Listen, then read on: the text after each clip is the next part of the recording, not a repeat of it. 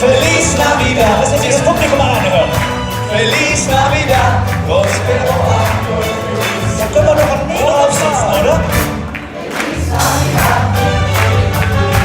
Feliz Navidad.